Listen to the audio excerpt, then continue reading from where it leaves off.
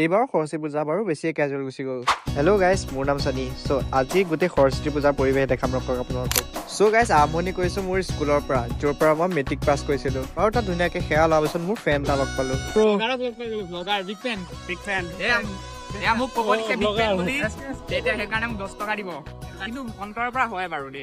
বাৰু সেই ফ্ৰেণ্ডটোক bye bye কৰি পেলাই মই আহিলোঁ নগাঁও কলেজলৈ, কাৰণ তাত আমাৰ লগৰ আৰু কেইটামান আছিলেহি। আৰু লগৰ বুলি কওঁতে আমাৰ কাজুৰ এণ্ট্ৰি হয়।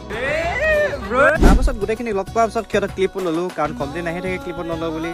আৰু তেনেকুৱাতে দুজনী মানে আহি পেলাই কয় যে মোক হ'ল। তাৰপাছত সিহঁতক ক্লিপ এটা ল'লোঁ বাৰু।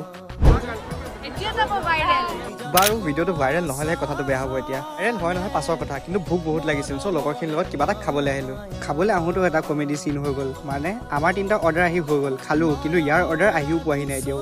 তাৰপাছত আমি আহিলোঁ বেলেগ এটা স্পটলৈ। এইবাৰ পূজা কৰিবৰ কাৰণে নহয় কিন্তু দেই, বেলেগ এটা কাৰণ। তাৰপাছত ধুনীয়াকৈ মোৰ ইউটিউবৰ কাৰণে কণ্টেণ্টটো লৈ পেলাই ওলালোঁ ফটো উঠিবলৈ, কাৰণ সৰস্বতী পূজা বুলি এখনো ফটো উঠাই হোৱা নাছিলে। তাৰপাছত ধুনীয়াকৈ ফটো দুখনমান উঠিলোঁ, মানে এইকেইখন। বাৰু আজিলৈ ইমানে, লগ পাম অন্য এটা ভিডিঅ'ত।